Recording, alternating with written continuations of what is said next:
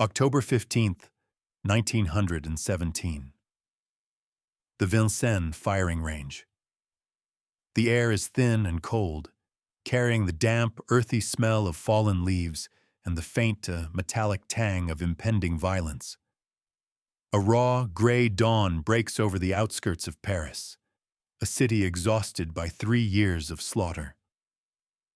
This is not the grand stage of the Opera Garnier, but a muddy field, surrounded by the grim stone walls of the old fort. The silence is profound, broken only by the nervous shuffling of a dozen soldiers, their faces pale and drawn in the half-light, their rifles feeling unnaturally heavy in their hands. A black car, a monstrous beetle of steel and glass, has delivered her here.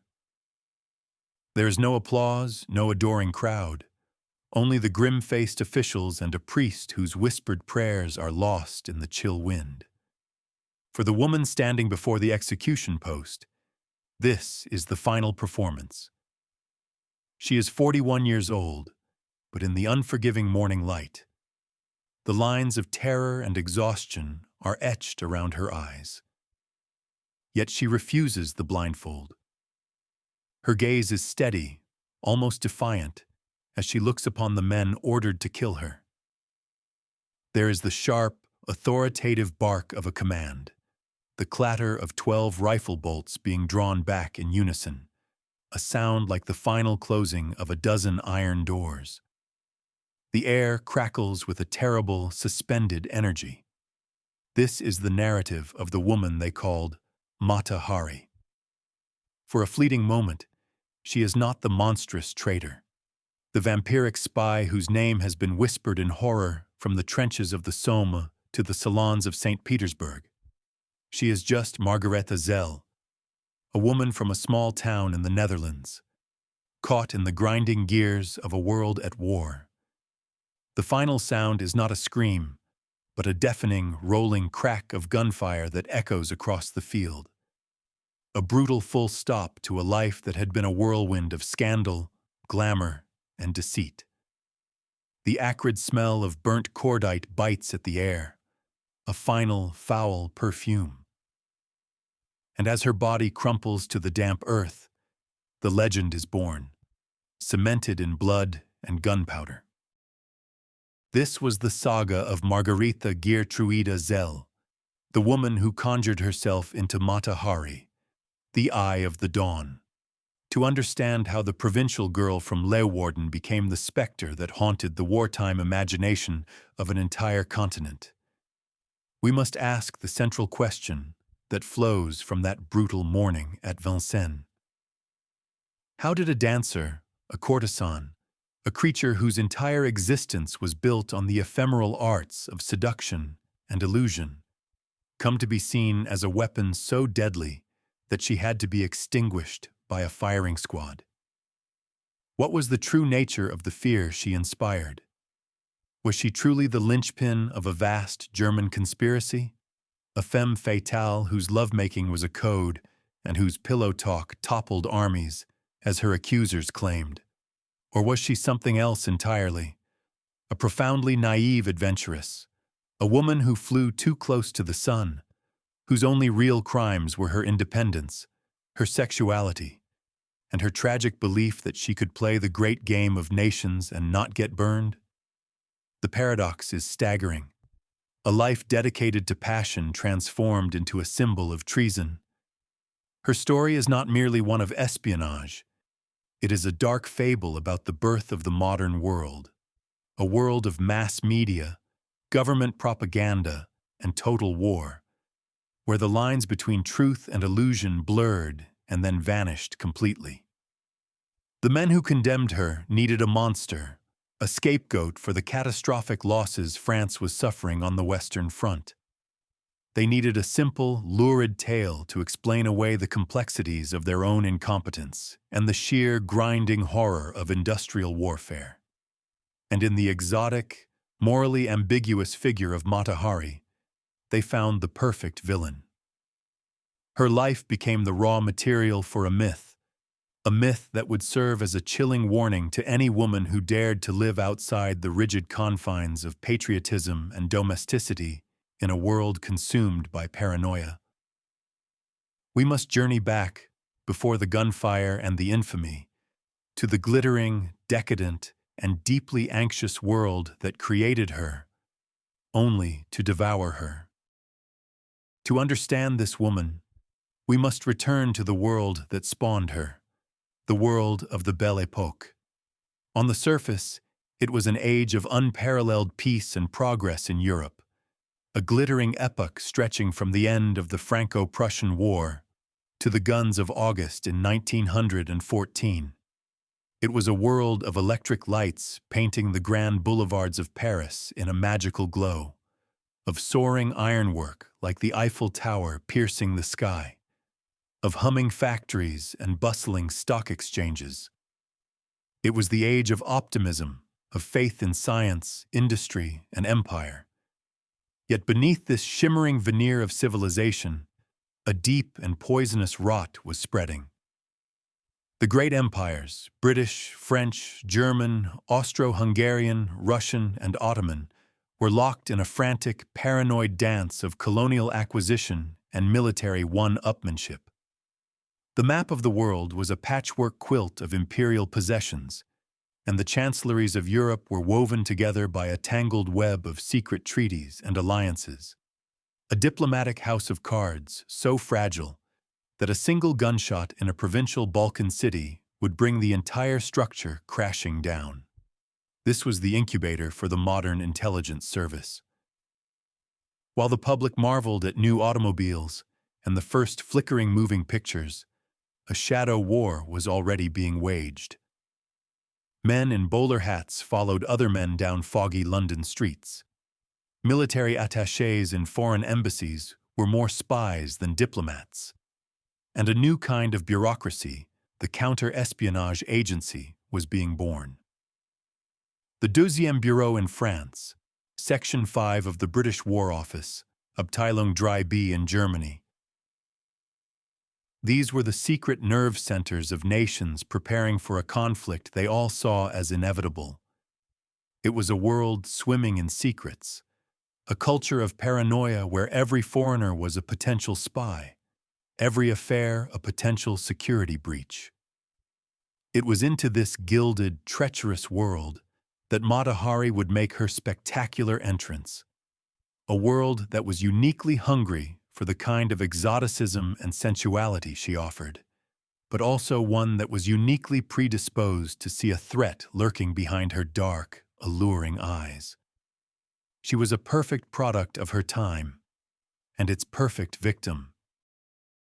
The woman who would mesmerize and terrify this world was not born in a sacred Javanese temple, but in the flat, damp, and relentlessly bourgeois town of Leeuwarden in the Netherlands in 1876. Her name was Margaretha Gertruida Zell. She was the daughter of a prosperous hatmaker, Adam Zell, a man with a flair for the dramatic and a disastrous appetite for speculation. For a time, Margaretha's childhood was one of privilege. She was the adored princess of a doting father, given the finest clothes, and paraded as a symbol of his success. This early taste of adoration became the foundational craving of her life. But this idol was built on sand. When Margaretha was just a teenager, her father's reckless investments led to a catastrophic bankruptcy that shattered the family. The financial ruin was followed by emotional desolation. Her parents divorced, and her mother, a woman broken by the humiliation, died shortly thereafter. This was the first ancestral curse, the trauma of sudden, inexplicable loss, the fall from grace that instilled in her a desperate, lifelong terror of poverty and a ferocious determination to never again be powerless. Cast adrift, she was sent to live with relatives, an awkward, dark-eyed girl who felt like an exotic bird trapped in a cage of provincial Dutch Calvinism. There was a scandal at the school where she was training to be a kindergarten teacher. an affair with the headmaster that forced her to leave in disgrace. It was here she learned the first brutal lesson of her world, that a woman's sexuality was a dangerous and powerful force, capable of both elevating and destroying her. This early life was not the forging of a spy. It was the forging of a survivor, a chameleon who learned that identity was malleable and that reinvention was the only path to escape. The suffocating gray skies of the Netherlands did not shape a patriot. They shaped a fugitive, a woman who would spend the rest of her life running from the ghosts of Margaretha Zell.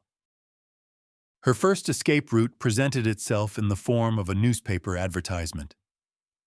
At the age of 18, desperate to flee the stifling embrace of her relatives, she answered a lonely heart's ad placed by a Dutch colonial army officer 20 years her senior, Captain Rudolph MacLeod. He was a man of noble Scottish descent, seeking a wife to accompany him to his post in the Dutch East Indies. To Margaretha, it was a lifeline, a promise of adventure, status, and, most importantly, distance. They married in 1895, and soon she was on a steamship bound for Java, plunging headfirst into a world that could not have been more different from the one she had known. The Dutch East Indies were a crucible. The heat was oppressive, the society rigid and unforgiving, a colonial hierarchy built on racial prejudice and brittle social codes. Her marriage, which had seemed a romantic escape, quickly soured into a domestic nightmare.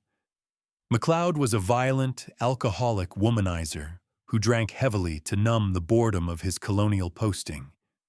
He openly kept local mistresses and infected Margaretha and their children with syphilis, a disease whose devastating long-term effects likely contributed to the death of their young son, Norman.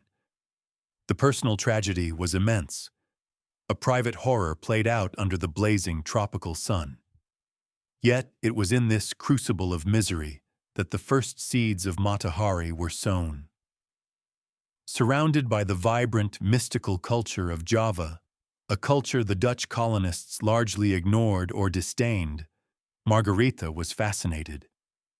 She began to study the local dances, to immerse herself in the folklore, and to piece together the exotic persona that would later become her ticket to fame.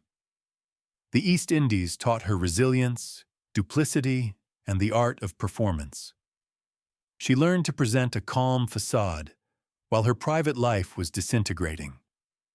It was her first step into a great game, not of espionage, but of survival, where she learned to use the exoticism of her surroundings as a shield and eventually as a weapon. She left the East Indies a broken wife and a grieving mother, but she carried within her the raw materials for a complete and total reinvention. Returning to Europe, divorced and penniless, with her surviving daughter, Non, eventually taken from her by her ex-husband, Margaretha Zell faced the abyss. The terror of her youth, poverty and powerlessness, was no longer a ghost but a stark reality.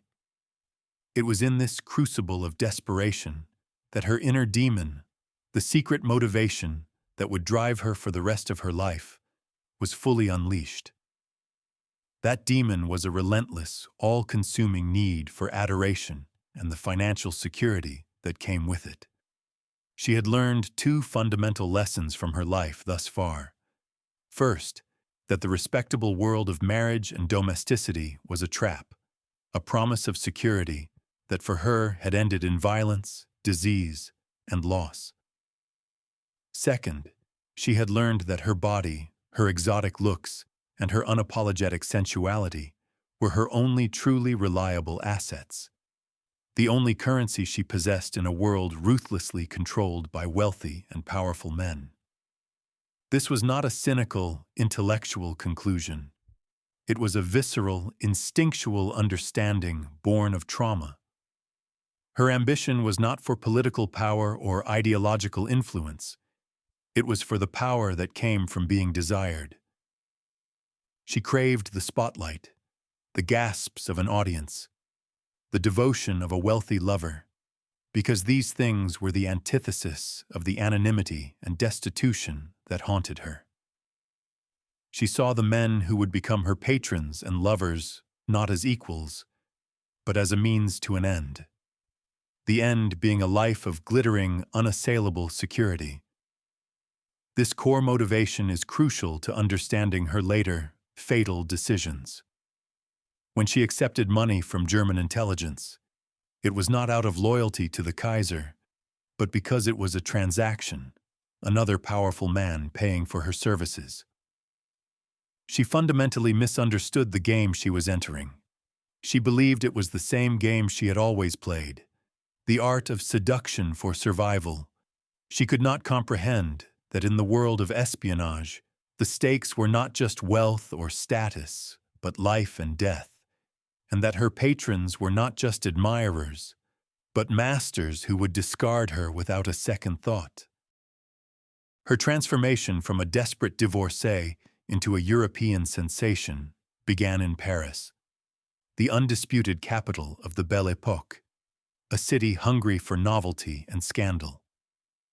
It was here, in 1905, that she had the most fateful encounter of her life, not with a spy master, but with a cultural gatekeeper, Émile Guimet. Guimet was a wealthy industrialist and a passionate Orientalist, a man who had traveled the East and amassed a vast collection of Asian art, which he housed in his own private museum, the Musée Guimet. He was a quintessential figure of his time, a man of science and industry, who was also captivated by the mysticism and exoticism of the cultures his own civilization was in the process of colonizing. For Margaretha, he was the perfect mark. She presented herself to him not as a disgraced Dutch officer's wife, but as Mata Hari, a name she claimed meant Eye of the Dawn in Malay. She spun a fantastical tale of her origins, claiming to be a Javanese princess raised from birth in a sacred temple, initiated into the ancient art of religious dance. Guimet, enchanted by her story and her striking exotic appearance, was completely captivated. He offered her the stage she so desperately craved, his museum's library. On a March evening in 1905, before a hand-picked audience of Paris's artistic and social elite, Mata Hari gave her debut performance. It was a cultural explosion. Draped in veils and jewels, she performed what she called sacred Hindu dances, slowly shedding layers of silk until she stood nearly nude, her body adorned only with a jeweled bra and bracelets. It was an act of genius, a perfect fusion of high-minded spiritualism and base eroticism. By framing her striptease within the respectable academic context of the museum, she elevated it from cheap music hall titillation to a sophisticated artistic event. The performance was a sensation, and it launched the myth of Mata Hari. Guimet was her John the Baptist, the man who legitimized her act and introduced her to the powerful circle of patrons who would make her a star. This alliance was the key. It wasn't just a dance. It was a carefully constructed brand, and Émile Guimet was the man who provided the initial, crucial seal of approval. With the triumph at the Musée Guimet as her launching pad, Mata Hari embarked on a conquest of Europe. Her name became a byword for exotic allure and sensual daring. This was the first scene in her personal great game, the relentless climb up the social and financial ladder, and every step had its price. She became one of the most famous and desired women on the continent, performing in the grandest theaters of Paris, Berlin, Vienna, Monte Carlo, and Madrid. Her act was always the same, the slow, hypnotic unveiling of her body, wrapped in the mystique of a fabricated Eastern spirituality. But the real performance was offstage. She understood instinctively that her fame was a commodity, and she leveraged it with ruthless efficiency. She became the era's most celebrated courtesan, accumulating a breathtaking list of lovers from the highest echelons of European society.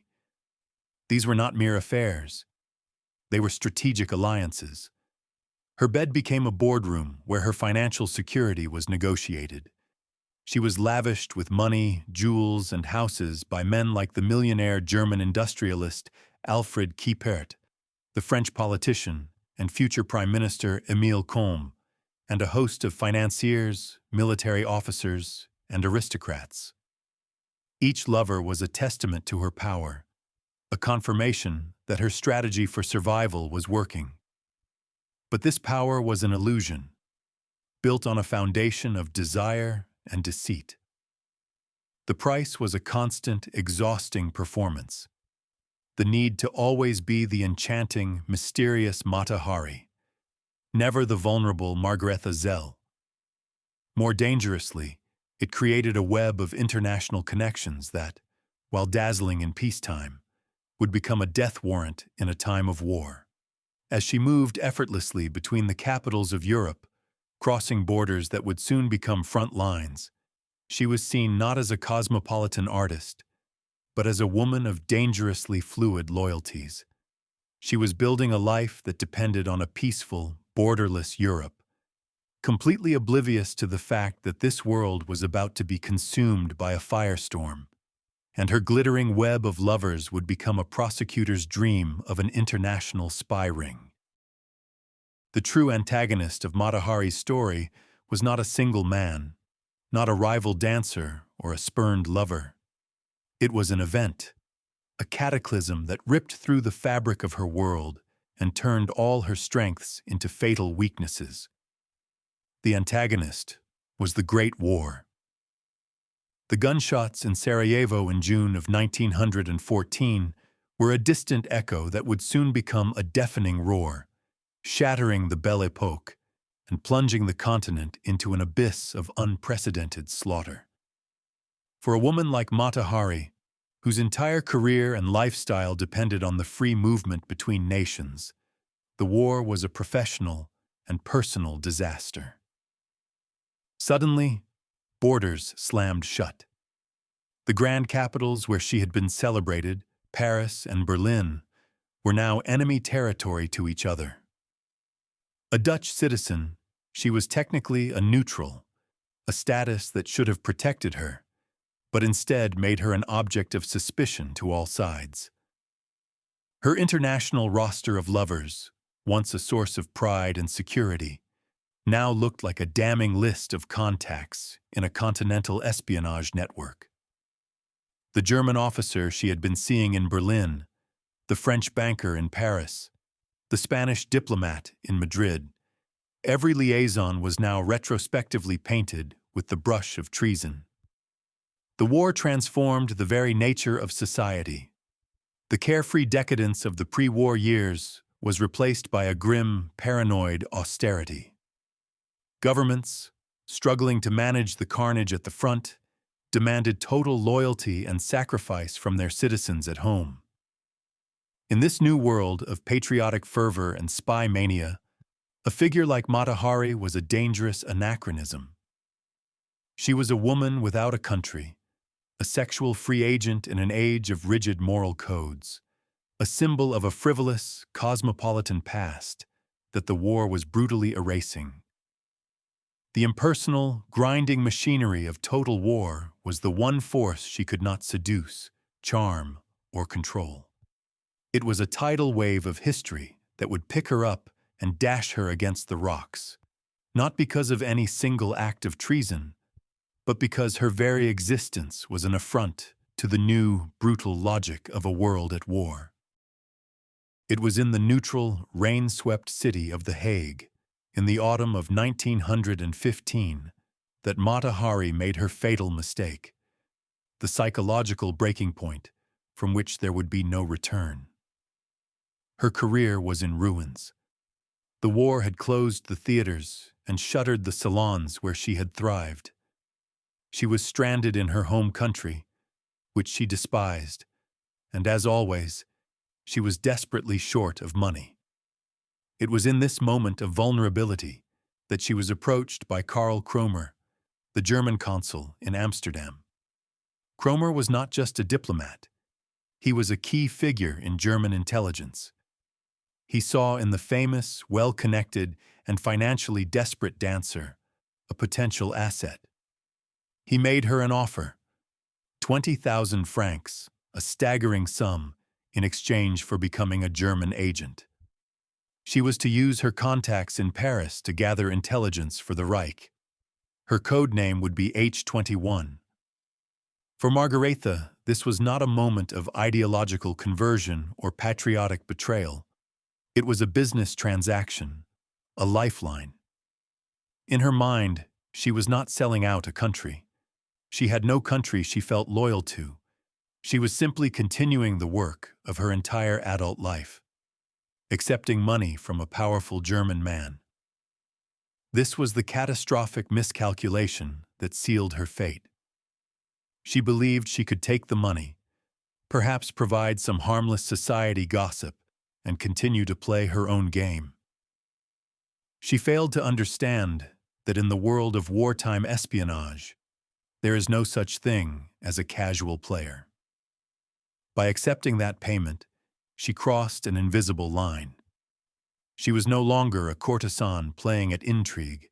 She was now in the cold, bureaucratic files of German intelligence, Agent H21. This act was the psychological breaking point because it was born of a profound and tragic naivete. She saw the 20,000 francs as a solution to her immediate problems, failing to see that it was the purchase price of her own life. She thought she was exploiting the Germans for her own gain, but from that moment on, she was their asset, a pawn to be used and, if necessary, sacrificed in a game whose rules she never truly understood. Having taken the German money, Mata Hari's situation became exponentially more precarious. Now, driven by a mixture of desperation and a staggering degree of hubris, she made her next fateful move. She decided to play both sides. Upon arriving in Paris, she did not begin spying for the Germans, but instead walked directly into the lion's den. She made an appointment with Captain Georges Ledoux, the ambitious and ruthless head of the Deuxième Bureau, French counterintelligence. In his stark, functional office, a world away from the plush boudoir she was used to, she made an astonishing proposal. She presented herself as a woman of international connections, who could be of immense value to France. She offered to become a French spy, to travel to German-occupied Belgium and use her charms on high-ranking officers, including Crown Prince Wilhelm himself, to extract military secrets. She asked for the sum of 1 million francs. This was the ultimate gambit of a woman who had spent her life believing in her own powers of manipulation. She saw it as a brilliant stroke. She would take France's money, neutralize the danger from her German connection, and emerge richer and more secure than ever. But she was playing poker with masters of the game, and she had fatally misread her opponent. Ledoux did not see a valuable potential asset. He saw a woman who was already compromised, a woman who reeked of duplicity. He likely suspected, or already knew, about her German connection. But instead of arresting her, he saw a unique opportunity. He decided to play along. He agreed to her proposal, officially enrolling her as a French agent and dispatching her on a mission to neutral Spain. To Mata Hari, this felt like a victory, a confirmation of her own cleverness. In reality, she was walking into a meticulously constructed trap. Ledoux was not hiring a spy. He was setting up a scapegoat. He now controlled her, and he would use her not to gather intelligence, but to create a public spectacle of treason that would distract from France's mounting military disasters. Her attempt to control the chaos had only ensnared her more deeply within it. The climax of Mata Hari's deluded belief in her own invincibility came in Madrid in 1916. The Spanish capital was a glittering island of neutrality in a continent consumed by war, a teeming nest of spies, diplomats, arms dealers, and opportunists from all sides. For Mata Hari, it was the perfect stage for her final, fatal performance. Here, she truly believed she was the puppet master, the great seductress playing the world's most dangerous game and winning. Her primary contacts were two men from opposing sides of the war. There was Major Arnold Kalle, the German military attaché, a key figure in German intelligence operations in Spain. She rekindled an old affair with him, feeding him trivial pieces of gossip she had picked up in Paris. Bits of information that were either useless or had been deliberately fed to her by Ledoux's agents. At the same time, she was reporting back to her French handler, Captain Ledoux, through the French embassy. She moved between these two worlds with a theatrical flair, living lavishly, attending embassy balls, and cultivating an aura of mystery and power. She saw herself as the central node in a web of intrigue, a woman so desirable and clever that the intelligence services of two great empires were competing for her allegiance. This period in Madrid was her greatest illusion. She was living out the fantasy of the femme fatale, the beautiful woman who holds the secrets of nations in her hands. The reality was tragically different. She was not controlling anyone. Major Kalle was using her, likely aware that she was in contact with the French, perhaps even using her as a channel for disinformation. And on the other side, Ledoux was patiently gathering the evidence he needed, monitoring her every move, intercepting her communications, and weaving the threads of the narrative that would ultimately hang her. The grand triumph in Madrid was a chimera, a hall of mirrors where she saw a reflection of a master spy, while in reality she was merely a fly, already caught in a spider's web, blissfully unaware that the spider was simply waiting for the right moment to strike. At the heart of this Madrid illusion lay a profound psychological flaw, a moment of supreme hubris that blinded her to her own peril. Residing at the luxurious Ritz Hotel, draped in furs and jewels, juggling her German and French contacts, Mata Hari felt truly invincible. Her internal monologue during this period must have been one of supreme self-satisfaction. She had spent a lifetime perfecting the art of making powerful men desire her, and now, in the high-stakes arena of international espionage, her methods seemed to be working more brilliantly than ever. She saw the war not as a national struggle of ideologies and armies, but as a vast, chaotic backdrop for her own personal drama. The men who ran the war, the generals, the spy masters, the diplomats, were, in her eyes, no different from the bankers and industrialists she had always manipulated. They were simply men, susceptible to the same universal forces of lust and vanity. She believed that her sexuality was a kind of superpower, a skeleton key that could unlock any door and protect her from any consequence. This was her fatal moment of hubris, the classic flaw of a tragic hero. She fundamentally failed to grasp that the rules of the game had changed. The personal loyalties and affections that had governed her pre-war world were meaningless in the impersonal, bureaucratic machinery of modern warfare and intelligence. Major Kalle and Captain Ledoux were not just admirers vying for her affection. They were cogs in vast, ruthless state machines, and their loyalty was not to her, but to their respective nations. She saw their flirtations and their payments as tribute to her power, when in reality, they were merely the bait in a trap. Her conviction that she was in control, that her charm made her untouchable, was the very thing that made her so easy to manipulate. It was this deep-seated narcissism, forged in a lifetime of using her beauty as a survival tool, that led her to fatally underestimate the cold, professional ruthlessness of the men she thought she was playing. The architect of this trap, the man who embodied the cold, calculating logic of the new world that would destroy Mata Hari, was Captain Georges Ledoux. He was her true sworn enemy, not a rival for a lover's affection, but her executioner in waiting. Ledoux was the antithesis of the Belle Époque world of romance and intrigue that Mata Hari inhabited. He was a product of the modern, bureaucratic state at war, a career officer, fiercely ambitious, deeply patriotic, and utterly unsentimental. As the head of the Deuxième Bureau, French counterintelligence, he was a man under immense pressure. By 1916, the war was going disastrously for France. The horrific bloodletting at Verdun and the Somme had produced no breakthrough, only a generation of dead men.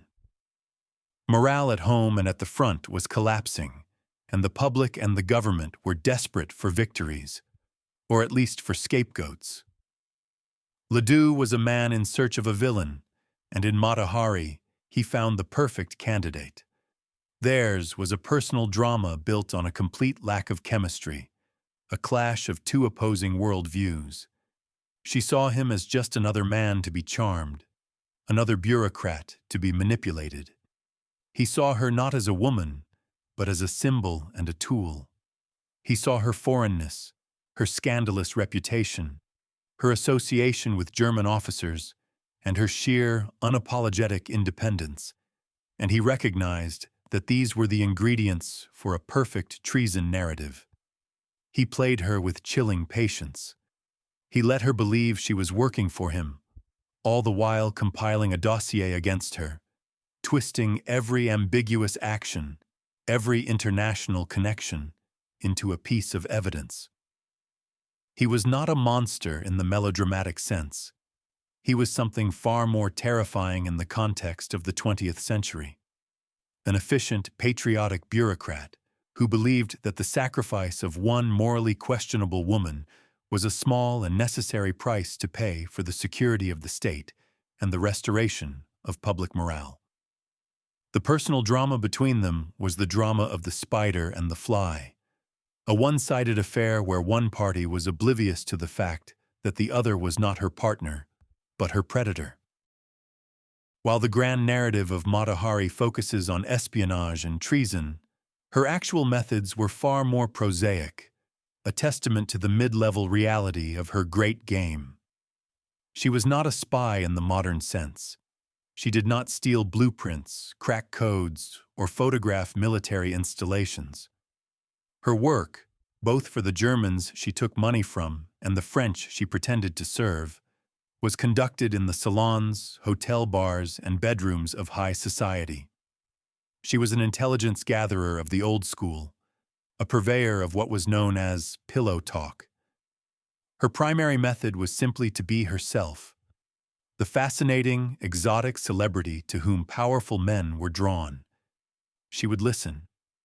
Over champagne, during a dance, or in the intimacy of the boudoir, she would collect the fragments of information that men, their guards lowered by alcohol and desire, would let slip.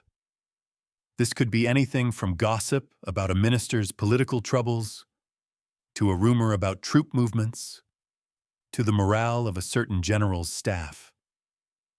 She was, in essence, weaponizing the social environment she had always inhabited.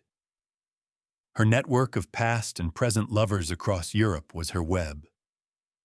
This was the true nature of the construction she undertook. Not the building of a spy ring, but the relentless maintenance of her persona and her access to the corridors of power.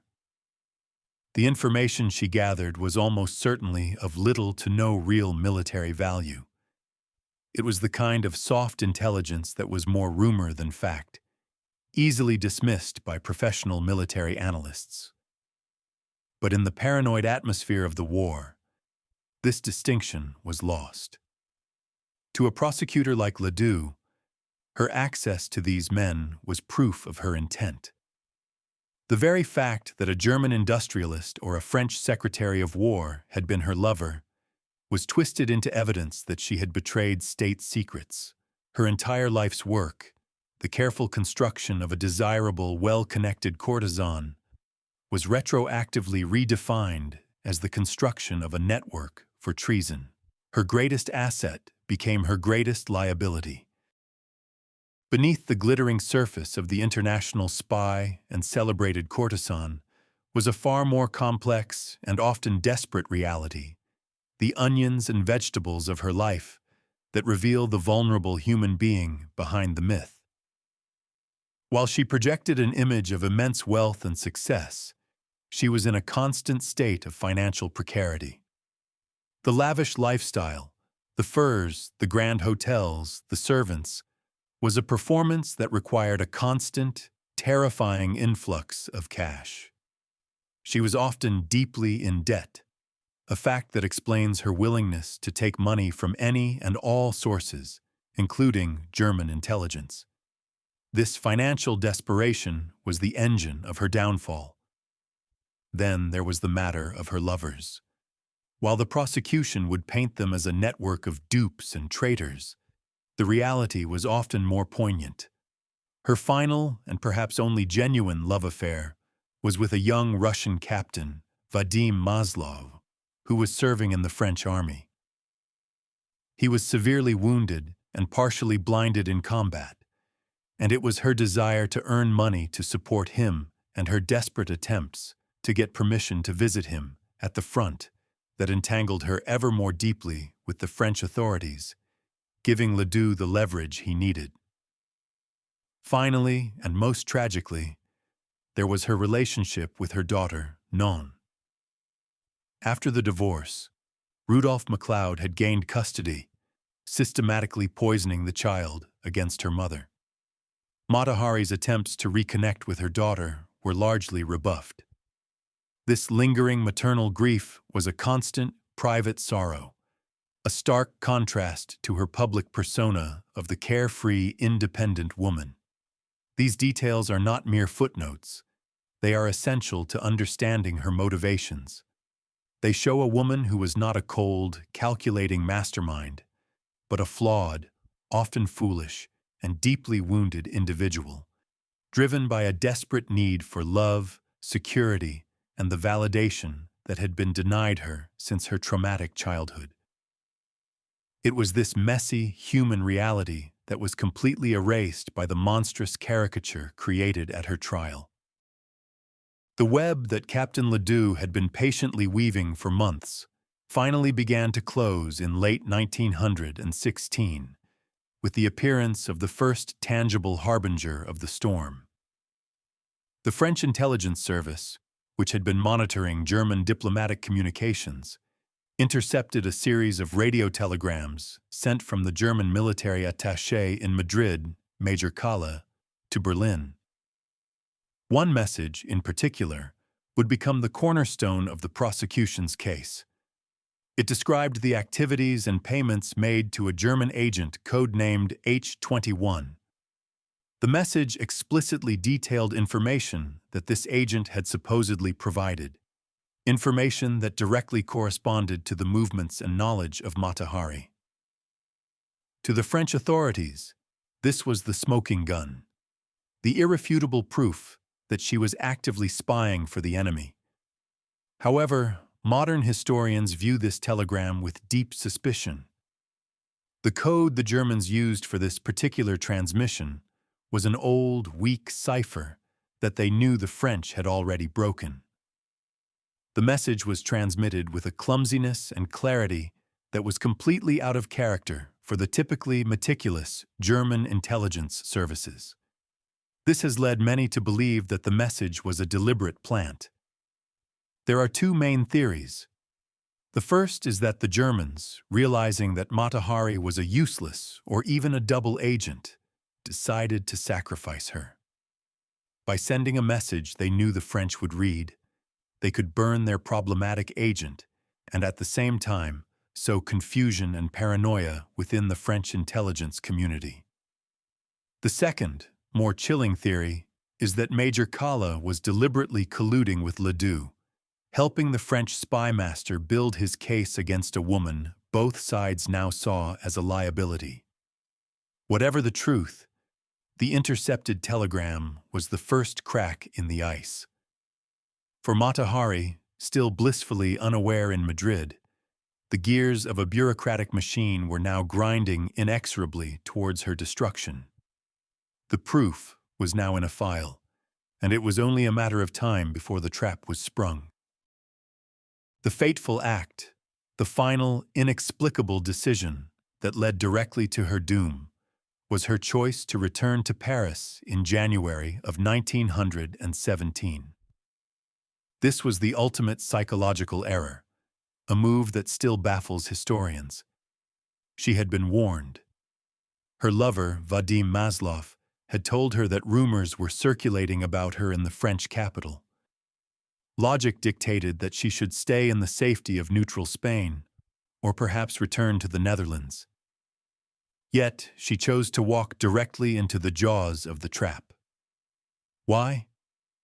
The decision was likely not the result of a single rational calculation, but a perfect storm of her deepest psychological drivers. Firstly, there was her love for Maslov.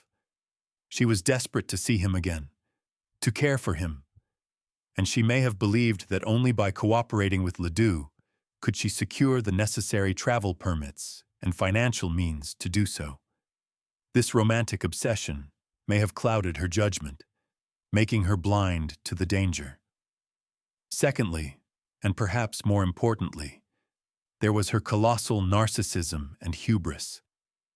After a lifetime of manipulating powerful men, she had become utterly convinced of her own invincibility. She simply could not conceive of a world in which her charm would fail her, a world in which men like Ledoux would not, in the end, be captivated by her. She likely believed she could talk her way out of any trouble, that she could confront the rumors head-on and prove her loyalty to France. In her mind, returning to Paris was not an act of surrender, but an act of defiance, a chance to have the final word and put the pesky suspicions to rest. She underestimated her enemy because she was fundamentally incapable of seeing the world through his eyes. She saw a personal dispute that could be resolved through seduction and persuasion. Ledoux saw an impersonal problem of state security that required a final, brutal solution. Her return to Paris was the ultimate act of a gambler who doesn't know the game is rigged, placing her last bet on a charisma that had finally lost its currency. The greatest catastrophe of Mata Hari's life was not her death, but her trial. Upon her return to Paris, she was allowed a few weeks of freedom before being arrested on the morning of February 13th, 1917, and taken to the grim Saint-Lazare prison. What followed was not a process of justice, but a carefully orchestrated piece of political theater, the culmination of all of Ledoux's machinations. The interrogation was relentless. She was questioned for hours on end by Captain Pierre Bouchardon, a military prosecutor who was utterly immune to her charms and deeply prejudiced against her lifestyle. He twisted her entire life story into a narrative of greed, depravity, and treason.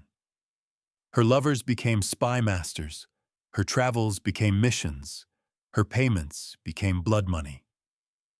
When she tried to explain the complex, ambiguous reality of her life as a courtesan, it was dismissed as the lies of a hardened conspirator. The trial itself, which took place before a military tribunal in July, was a farce. The proceedings were held in secret. Her defense lawyer, the aging Edouard Clunet, a former lover, was given inadequate time to prepare and was denied access to key evidence held by the prosecution. The case against her rested almost entirely on the dubious intercepted telegram and a collection of circumstantial evidence, innuendo, and outright fabrications. Ledoux himself provided testimony that was filled with insinuations, but lacked concrete proof.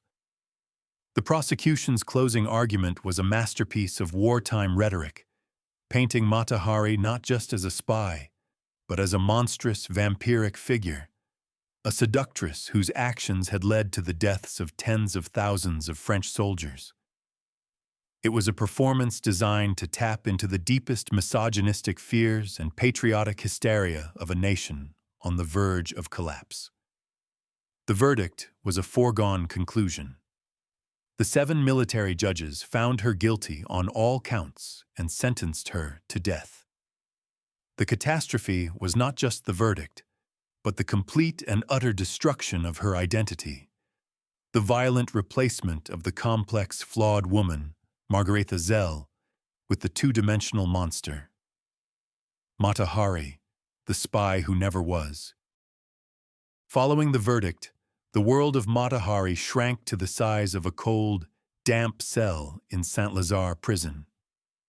The collapse was total and absolute. The glamorous costumes, the adoring crowds, the powerful lovers, all of it was gone, stripped away to reveal the terrified, 41-year-old woman underneath. The psychological torment of her imprisonment was immense. She was subjected to the constant humiliation of searches and surveillance. Her health deteriorated. Yet, even in this final, desperate chapter, she did not completely surrender. There were the last, frantic attempts to avert the inevitable.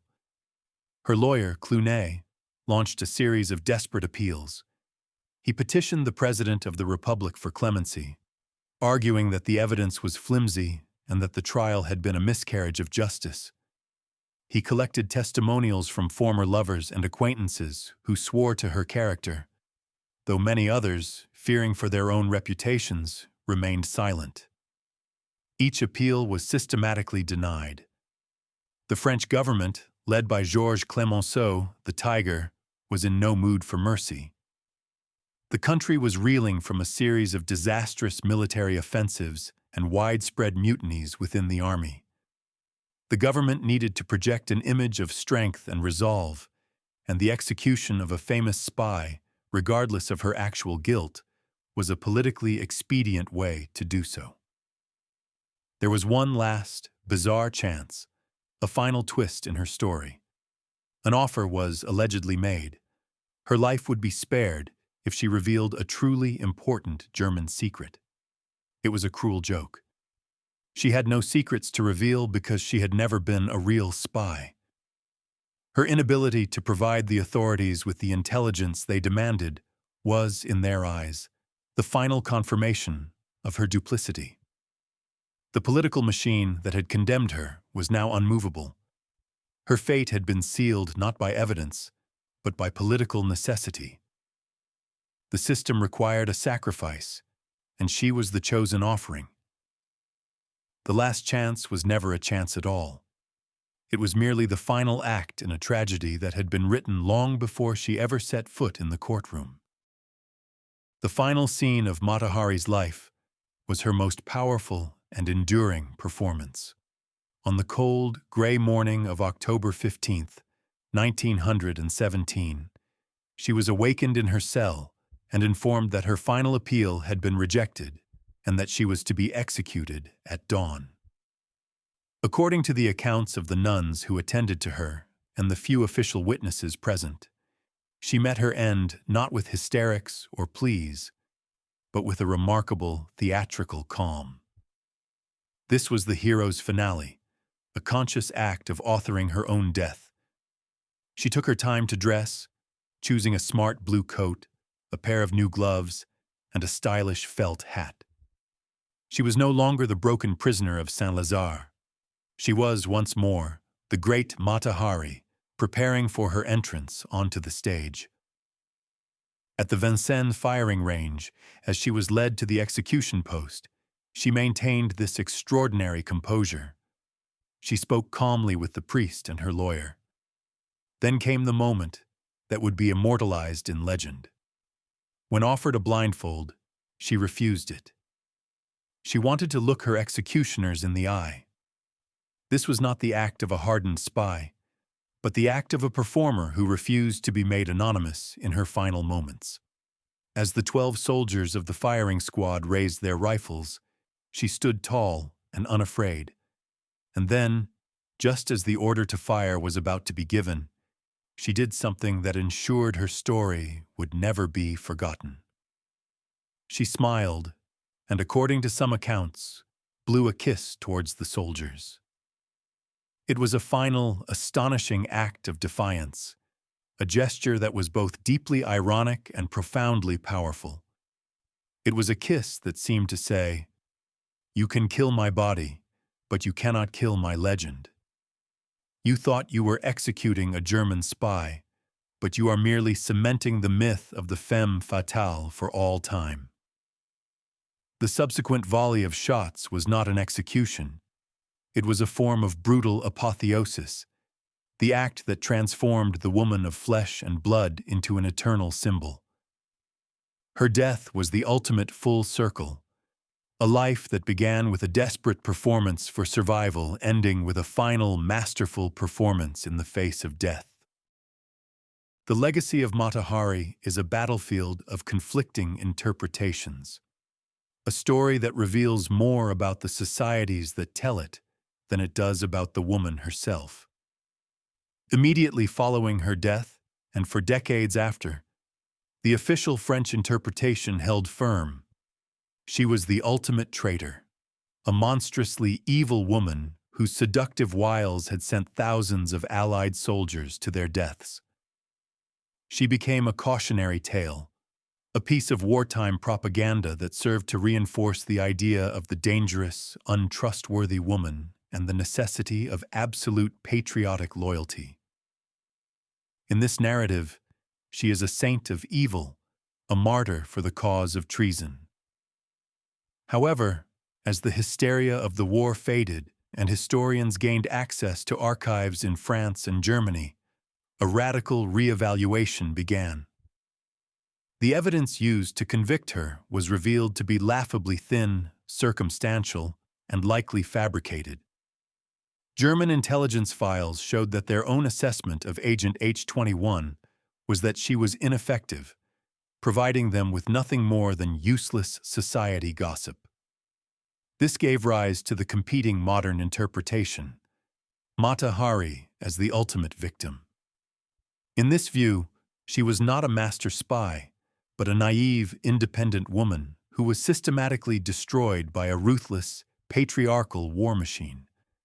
She was a scapegoat, sacrificed by Georges Ledoux and the French government to cover up their own military failures and to quell public unrest.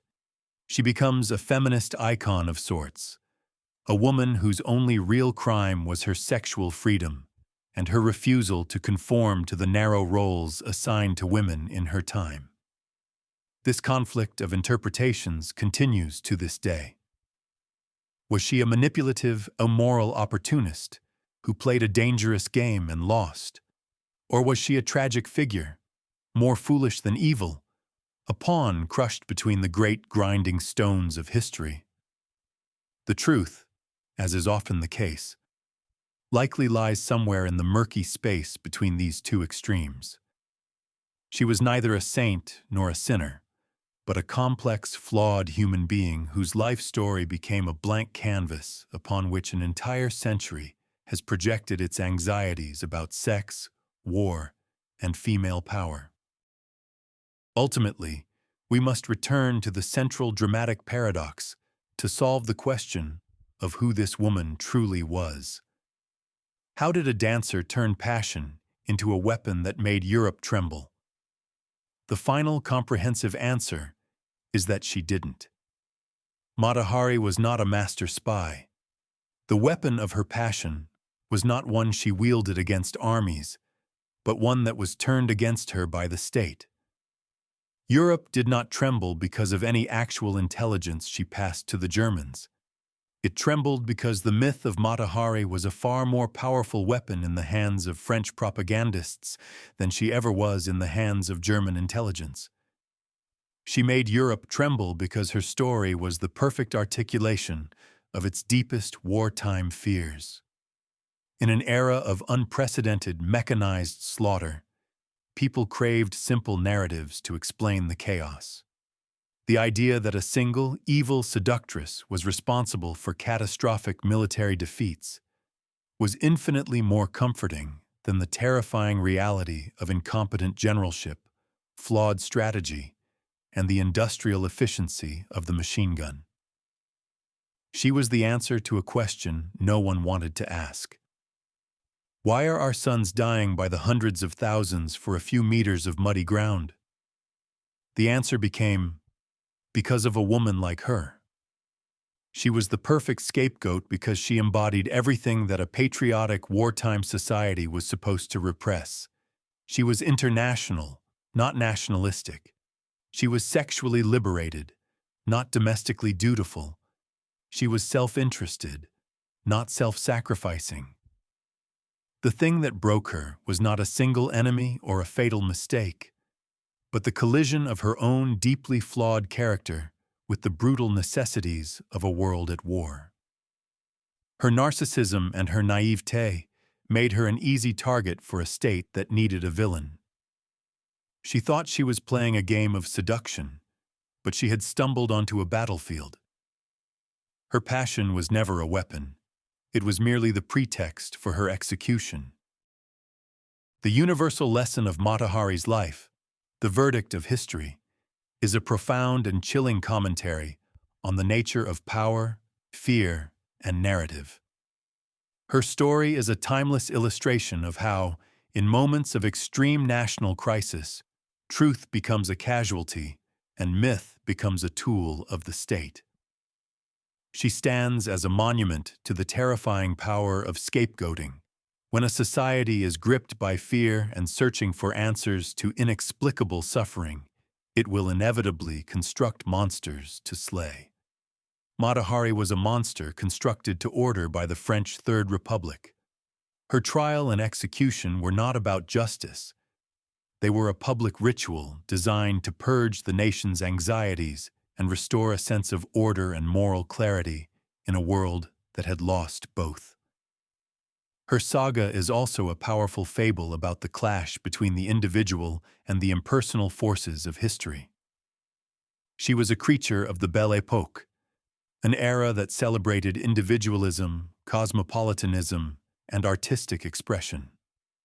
She was utterly destroyed by the new era of total war, an age that demanded conformity, nationalism, and the complete sublimation of the individual to the collective. More than anything, her life is a testament to the fact that history is not just a collection of events, but a collection of stories. The story that was told about Mata Hari in 1917, the story of the deadly, vampiric spy, was more powerful than the messy, ambiguous truth of her life. And that powerful story served its purpose. It gave a terrified public a villain to hate, a government a distraction to offer, and a military a convenient excuse for its failures.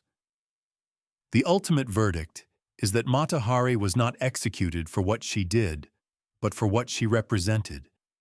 She was a sacrifice on the altar of public morale, a human being erased and replaced by a potent, durable, and politically useful myth. The final frame is not the crumpled body in the mud of Vincennes, nor the grim newspaper headlines announcing the execution of a traitor. The final, enduring image is the one she herself choreographed, the blown kiss. It hangs in the cold October air, an ephemeral gesture of defiance against the brutal finality of the firing squad. It is a symbol of everything she was and everything her enemies feared. It is a gesture of seduction in the face of death, an assertion of personality against the crushing, anonymous power of the state. The kiss is a question mark that lingers over her entire story. Was it a final act of contempt for her executioners? A gesture of love for the life she was leaving? Or was it the ultimate performance of a woman who understood, in her last moments, that her legend was the only part of her that would survive? That single, silent act encapsulates the entire paradox of Matahari. It is an act of passion, twisted into a final, defiant weapon, not against an army, but against oblivion. The sound of the rifles that followed was an attempt to provide a brutal, simple answer to end the story. But the image of the kiss, fleeting and silent, proved to be far more powerful, ensuring that the questions, the mystery, and the myth of the dancer who played at being a spy would echo through history, forever unresolved.